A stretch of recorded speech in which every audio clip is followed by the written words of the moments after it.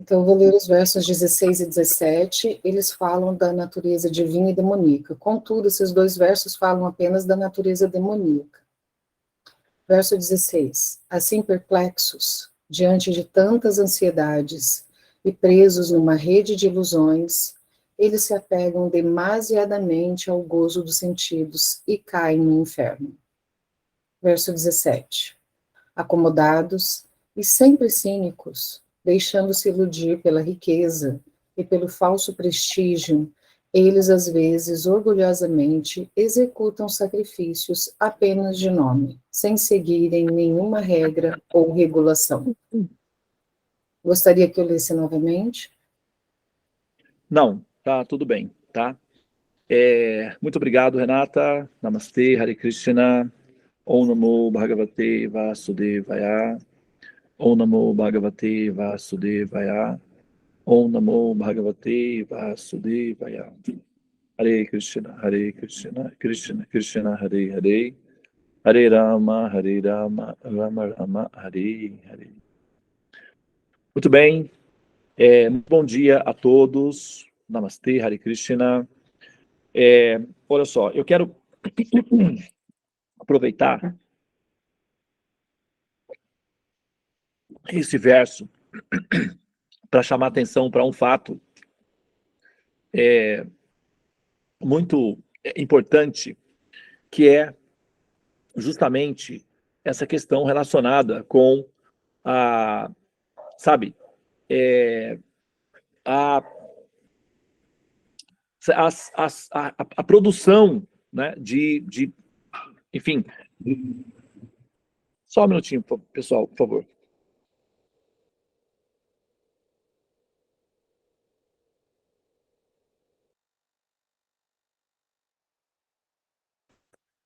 Então, pessoal, continuando, olha só.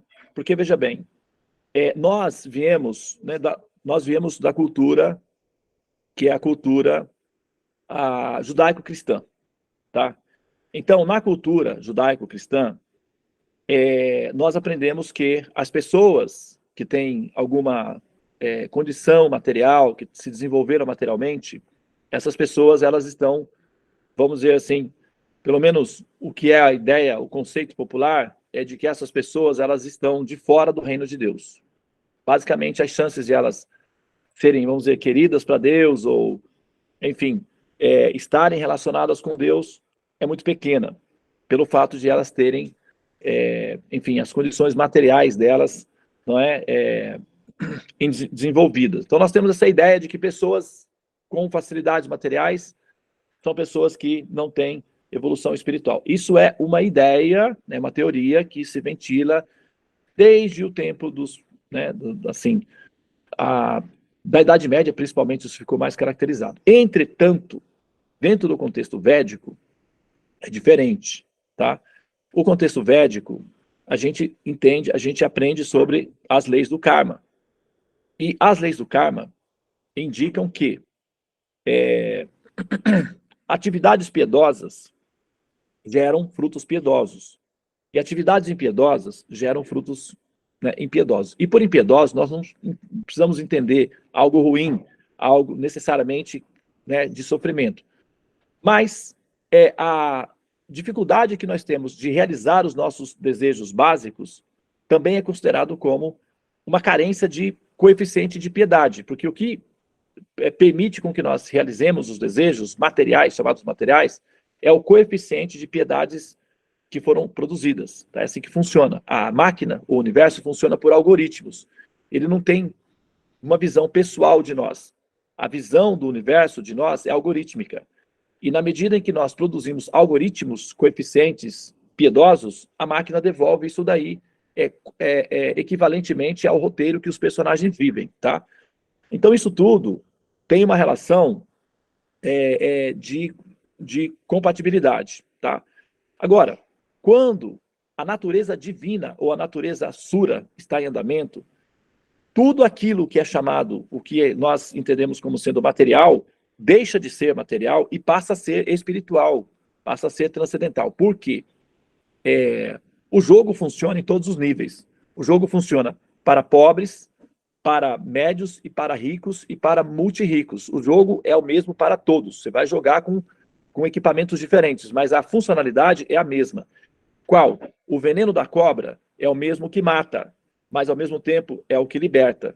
Uma pessoa, vamos chamar assim, pobre, avara, apegada a pequenas coisas, isso não tem diferença nenhuma de uma pessoa que tem muita opulência e também está ansiosa, com medo, né, de perder tudo aquilo. Faz parte do jogo, não importa. A quantidade de produtos à disposição não vai definir se uma pessoa tem mais ou menos espiritualidade. É a capacidade que ela tem de converter isso em atos de amor a Deus, tá? Dinheiro e opulência material nas mãos de uma pessoa piedosa é bom para todo mundo, tá? Porque uma pessoa piedosa, ela vai pensar de maneira coletiva. E aí, nesse ponto, se essa pessoa piedosa é aquela que administra grandes somas ou grandes recursos, isso é bom para todos. E essa pessoa piedosa vai pensar em como viabilizar ou em como deixar a vida das demais mais confortável, mais felizes. É assim que funcionam.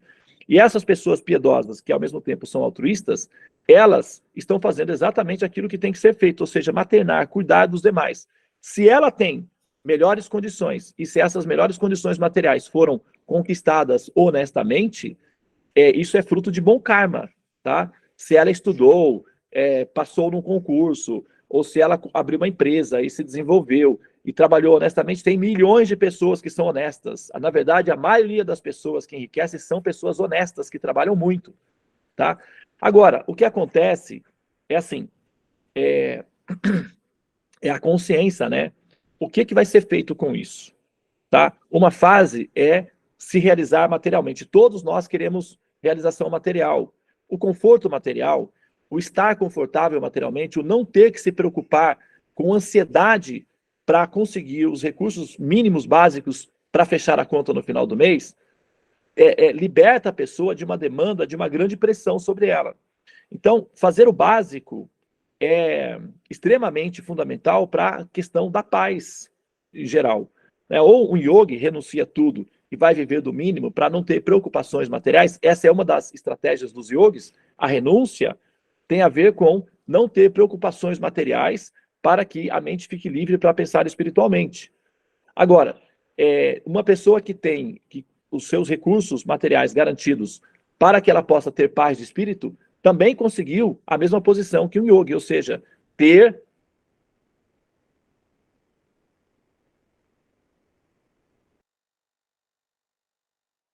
O som está desativado. Desde quando? Tá, agora, né? Agora. Tá bem. Então, o que nós temos que entender com esse verso é que Krishna, ele não está condenando aquelas pessoas piedosas que alcançaram opulências materiais, tá? Krishna tem centenas de milhares de devotos puríssimos que eram pessoas muito, muito, muito ricas, mesmo na época em que Krishna estava presente no planeta. E Krishna, ele não tem nenhuma aversão à opulência, à riqueza, a facilidades logísticas. Se ele tivesse aversão a isso, então ele primeiro seria a primeira pessoa a ter esse problema básico, porque ele é opulento, ele possui opulência ilimitada. Então, se ter opulência fosse um problema, esse problema seria primeiro observado no próprio Krishna. E a gente observa que Krishna é muito opulento. Tudo em Krishna é cheio de opulências e variedades. A diferença é o que se faz com essa opulência, tá? Então, o problema das riquezas, das opulências materiais, é que a pessoa fica obcecada por isso e se isola nesse processo e fica egocêntrica e ao mesmo tempo ansiosa.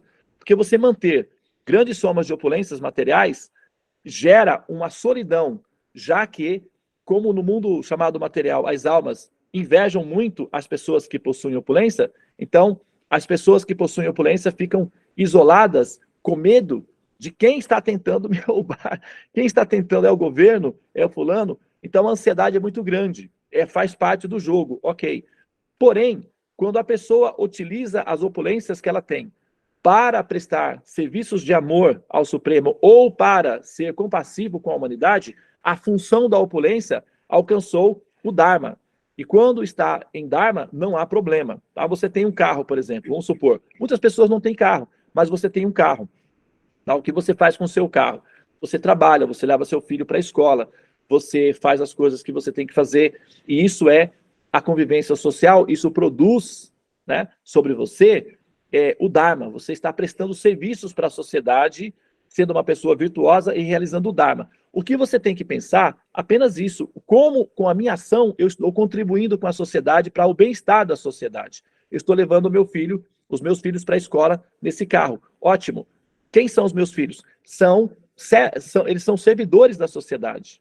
Então, eu estou cuidando dessas pessoas aqui para servir a sociedade. Elas são servidoras da sociedade. Então, eu estou prestando um serviço para a humanidade.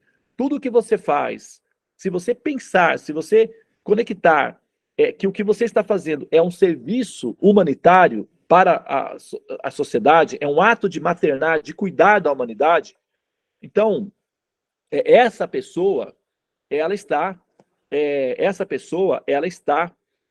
utilizando do processo do Dharma, das riquezas materiais, das opulências, da maneira correta. Então, não há efeitos colaterais para ela, tá? Não há efeitos tóxicos. Ter opulência material, quando a pessoa tem uma consciência espiritual, não produz toxicidade. O que produz toxicidade é a ideia de que as coisas me pertencem, eu sou o senhor delas. Isso tanto faz. Pode ser uma caneta ou pode ser uma companhia milionária com 100 filiais ao redor do mundo, com milhares de funcionários. Tanto faz. A consciência vai ficar avara em uma caneta ou numa grande propriedade. É a consciência.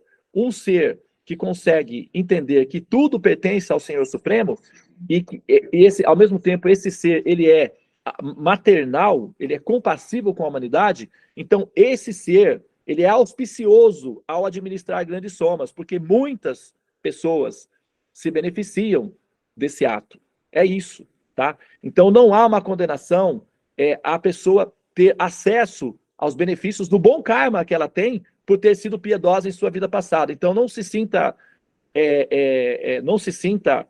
desconfortável, não se sinta culpado por você ter um bom karma, ao passo que você vê que às vezes o mundo não está, outras pessoas não estão desfrutando daquela mesma facilidade do bom karma que você tem. Agora, o que nós temos que fazer? Compartilhar esse bom karma, se preocupar com ensinar, educar as pessoas para que elas produzam bom karma, para que elas possam ser felizes também materialmente e, ao mesmo tempo, que elas cultivem conhecimento espiritual para não terem que retornar mais a renascer nesse chamado mundo material, porque, enfim, né, as coisas aqui a gente já sabe como é que não é tão fácil, né?